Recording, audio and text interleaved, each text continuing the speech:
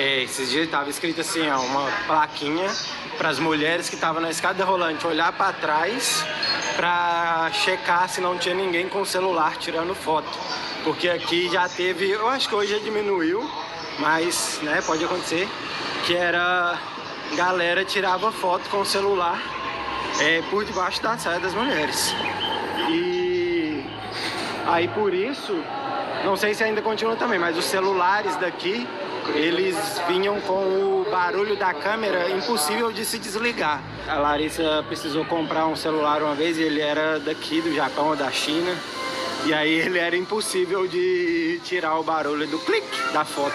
E aí a gente descobriu que era isso, por causa que alguns países têm isso como uma coisa que você não pode tirar de jeito nenhum por motivo de segurança. E ó, todo mundo enfileiradinho esperando o trem, ó. Não fica montoeira de gente, é sempre uma fila. E aí tem vários, né? E no meio, para deixar espaço para o pessoal sair do trem.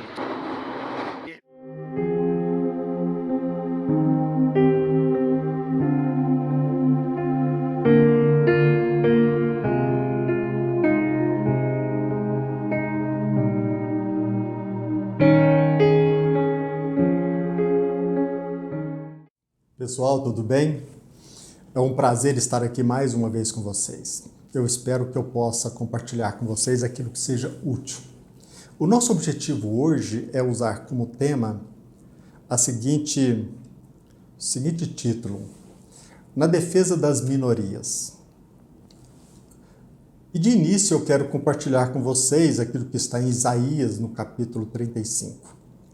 Os olhos dos cegos serão abertos e os ouvidos dos surdos escutarão.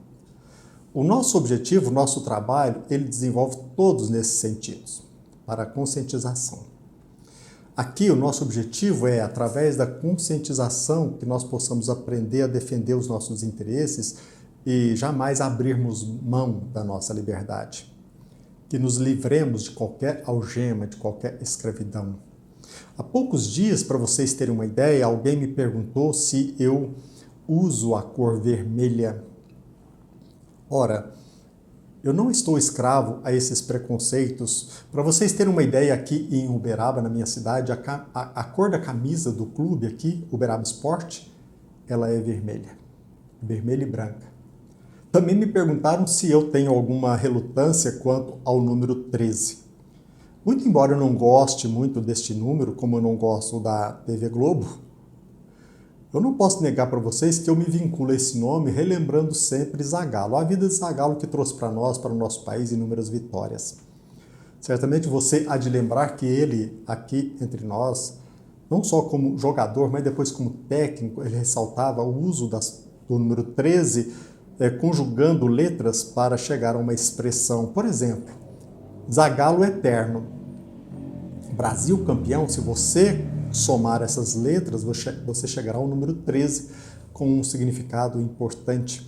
E aqui, utilizando desse método de Zagallo, eu também quero colocar, simbolizando o 13, amor e educação.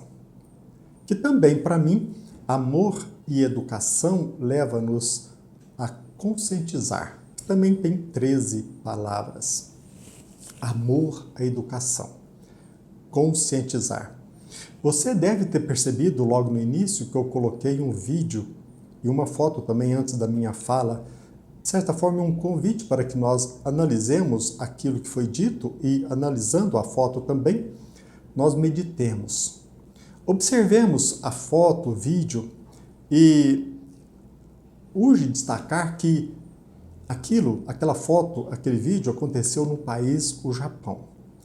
O Japão que, naquele ambiente que quase todas as pessoas naquele metrô à espera do trem, eles se encontravam ali, se não todas as pessoas, pelo menos a maioria, a maioria mergulhadas, de cabeça curvada também, diante de um aparelho celular. Mas não só. O que dizer, meus amigos, que diante do fato de que num país como o Japão, em que nós consideramos a população deste país como a população de uma das nações mais civilizadas do planeta, sendo também, indubitavelmente, uma das maiores economias do mundo, o que dizer se naquele país, em pleno século XXI, eles foram obrigados a impor no celular um dispositivo que impede que as pessoas, ou pelo menos procurem impedir que as pessoas tirem fotos das partes íntimas de uma mulher, em pleno século XXI. Quando a internet também é usada de forma criminosa por pessoas que disponibilizam não só fotos, mas vídeos, até mesmo de orgias. Somente depois de muitos anos de vida, não só o transcurso de um tempo, mas usando esse tempo pelo estudo, pela introspecção, pela análise, não sei vocês, mas estou conseguindo perceber com clareza não somente aquilo que a população toda percebe como grandes ondas num mar revolto, deparando-nos com tsunamis, terremotos, maremotos e assim por diante. Mas a experiência tem me ajudado a enxergar enormes ondas de imbecilidade que, infelizmente, se tornou não esporádico, mas normal. Se tornou normal. Há poucos dias, alguém me perguntou se nós iríamos enfrentar um novo conflito mundial. Eu pensei comigo, como explicar a ele que, de certa forma, a meu ver, nós já nos encontramos no meio deste conflito? Como explicar para ele, como fazê-lo entender de que estamos no meio de imensos, intensos conflitos sem que ele saiba, por exemplo, o que significa a expressão guerra assimétrica? Certamente eu posso confirmar a minha tese usando uma frase do revolucionário Che Guevara. Talvez você não saiba, mas quando entre nós ele disse, uma flagrante confissão do momento em que nós estamos vivendo. Quando o extraordinário se torna cotidiano, é verdade que nós estamos numa revolução. O que nós estamos vivenciando hoje comprova-se que não somente nos encontramos em guerra, como no meio da revolução, dos revolucionários, que para mim tem tudo a ver, é sinônimo de rebeldia. Como que nós conseguiremos convencer os indiferentes, aqueles que menosprezam uma análise política, econômica do nosso país, um mergulho profundo em nossos costumes, que nós iremos convencê-los que há muito nós estamos imersos num processo denominado de revolução cultural. Aliás, como explicar para ele o que significa revolução cultural? Por meio dela, nós estamos percebendo que está sendo demolido há muito tempo as bases da nossa civilização ocidental. Seja pelo uso indevido dos princípios religiosos, pela atuação inescrupulosa de muitos professores revolucionários nas universidades, diante até mesmo da flagrante corrupção dos nossos costumes, e que ninguém pode criticar aquilo que é escandaloso, nós estamos hoje cada vez mais enfraquecendo o poder dos pais na educação dos filhos, da destruição da família. E até mesmo eu quero destacar algo que eu acho muito importante. Nós estamos assim diante de algo que é digno de destacar. Há mais ou menos 10 anos, nós conseguiríamos distinguir na via pública o homem de uma mulher. Hoje é difícil, talvez, você saber se aquele indivíduo é homem ou mulher, por conta de o enfraquecimento ou feminilização dos homens, e a mulher também se tornando quase sempre masculina. Como que nós podemos tornar acessível, como que nós podemos explicar para alguém que já nos encontramos, quase todos nós, subjugados, escravizados, e aqueles que que tem princípios que ainda pautam a sua vida com princípios, com valores morais, nós somos o quê? A minoria, a verdadeira minoria. Formas modernas de subversão. Conflitos sem armas, sem bombardeio. Hoje, a exceção se tornou regra, o extraordinário se tornou regra. A prostituição, a drogadição, a bissexualidade e também numa sociedade em que o homem hoje se mostra às vezes mais feminino do que uma mulher. E não só.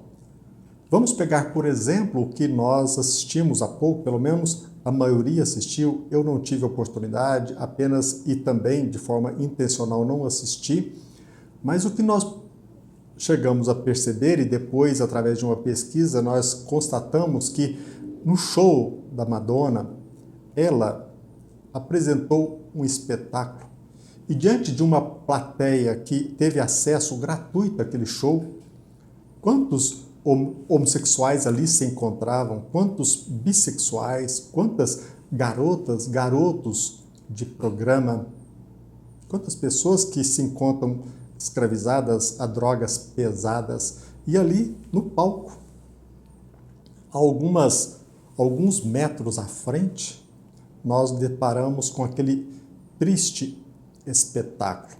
Como explicar para alguém que há mais ou menos 10 anos, no palco, de certa forma, nós testemunhamos a prática de sexo explícito, quando, repito, há 10 anos, era proibido transmitir pela televisão imagens dos seios de uma mulher. E hoje, na atualidade, em plena praia Copacabana, o espetáculo, de certa forma, de um sexo explícito, até mesmo orgia, contando com a participação de bi, homo, tudo com o objetivo, segundo eles, de defender e de mostrar o poder das minorias. Quando, na verdade, elas já se tornaram a maioria. O extraordinário já se inseriu em nosso cotidiano. E não paremos por aí. No show da cantora Madonna, ela chegou ao ponto de ostentar, apresentar durante a sua apresentação a imagem, veja bem, a imagem do revolucionário Che Guevara. De certa forma, está mostrando, sem que percebamos, como vocês são imbecis, como vocês são idiotas.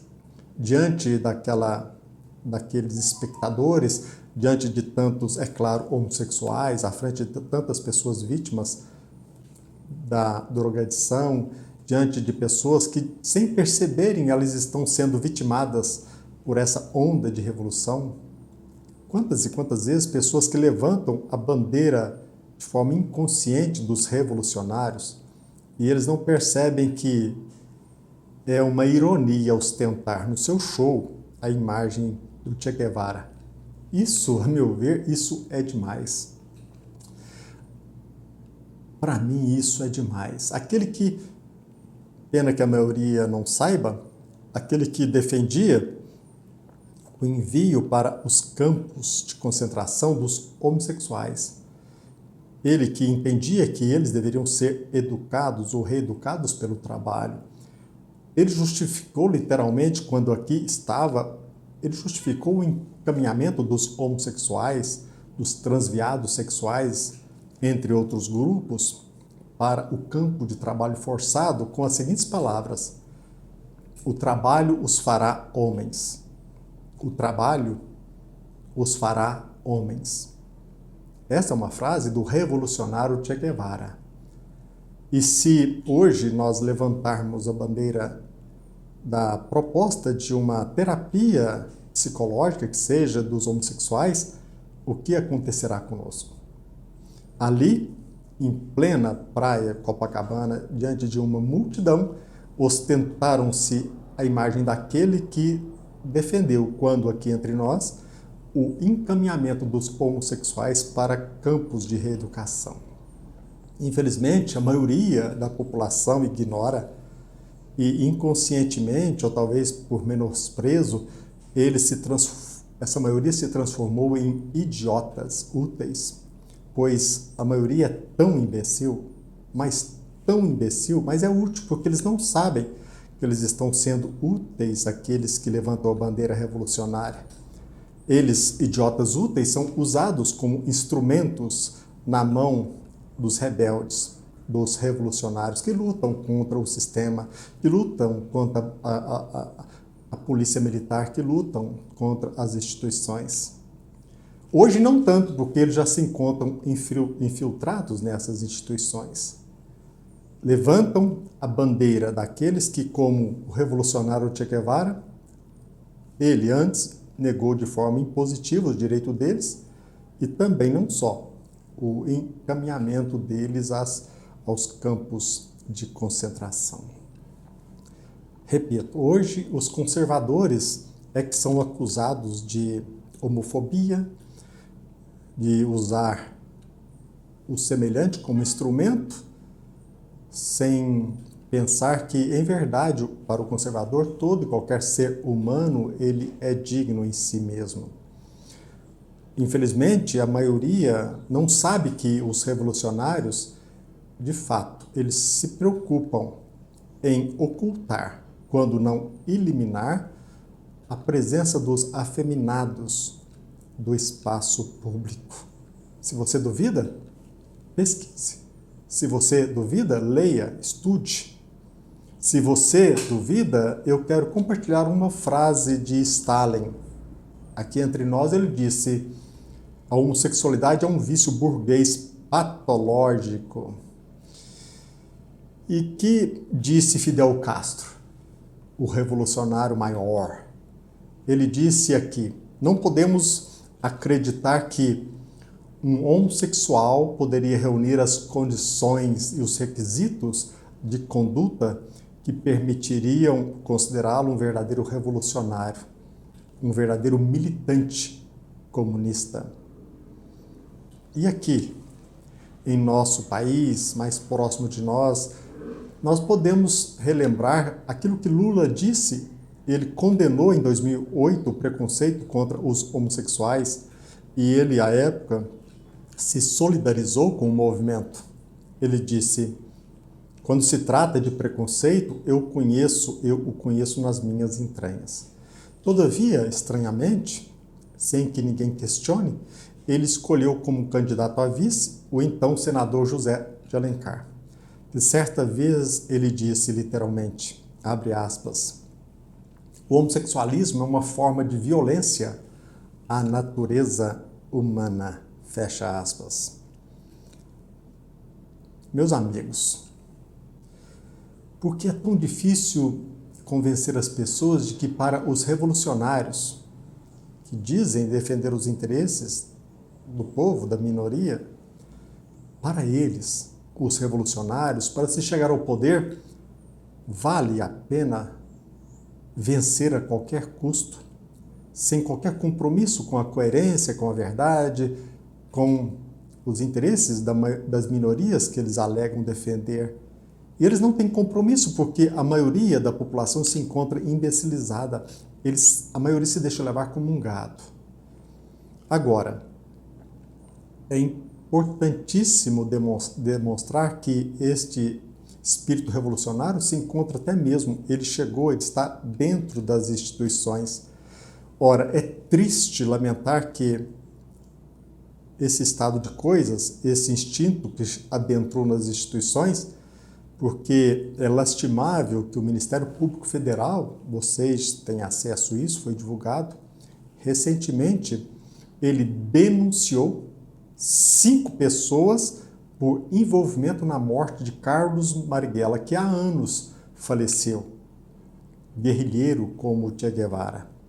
Penso que aqui é muito importante destacar que é dele a autoria do manual do guerrilheiro urbano, que dentre os objetivos de um guerrilheiro ele destaca: é necessário que todo guerrilheiro urbano tenha em mente que somente poderá sobreviver se está disposto a matar os policiais.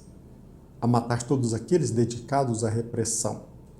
E se ele está verdadeiramente dedicado a expropriar as riquezas dos grandes capitalistas, dos latifundiários e dos imperialistas. Agora, a título de esclarecimento, nós não podemos esquecer que em julho de 1997, Fidel Castro, o revolucionário mor, ele se encontrava na lista dos homens mais ricos do mundo. Estimou-se à época uma fortuna em torno de 1,4 bilhão de dólares. Aquele que defende os menos favorecidos, aquele que buscou a igualdade social, o interesse dos menos favorecidos, e mesmo assim ele chegou ao ponto de ser um dos homens mais ricos do mundo. Talvez agora você compreenda o motivo pelo qual o nosso atual presidente ele criticar aquele brasileiro que tem mais de um televisor em sua casa. E ele adquire para o Palácio do Planalto móveis como cama, sofá, por um valor altíssimo. Talvez agora você compreenda os enormes gastos pela viagem pelo mundo em hotéis caríssimos, quando ele poderia, como o anterior presidente, se hospedar nas embaixadas.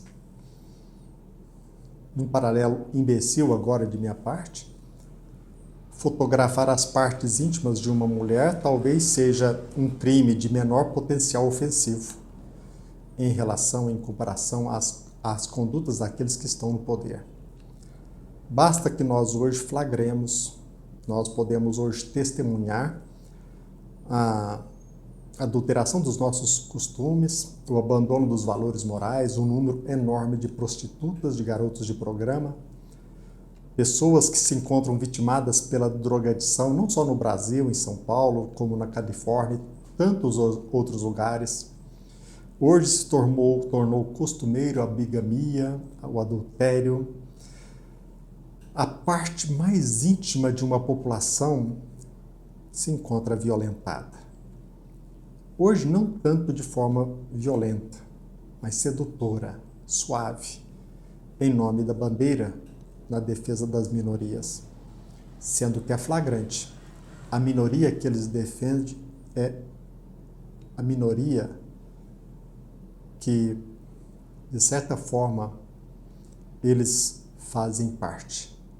Aqueles que abusam do poder, que vivem do trabalho da maioria e eles vampirizam, a minoria, vampirizam o recurso não somente de uma nação, mas buscam, através de um globalismo, globalizar a vampirização.